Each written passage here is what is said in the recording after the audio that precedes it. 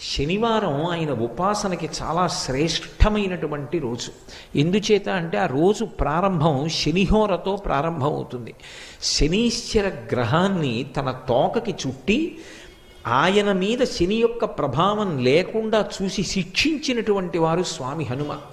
అప్పుడు శరీరము శిథిలమై స్వామి హనుమని ప్రార్థన చేశాడు శనీశ్వరుడు. అయ్యా, నీ చేత నేను ఇప్పటికే చాలా హింసింపబడ్డాను, నన్ను నీ తోక నుంచి విడిపించు, నీకేం కావాలో అడుగని అడిగాడు.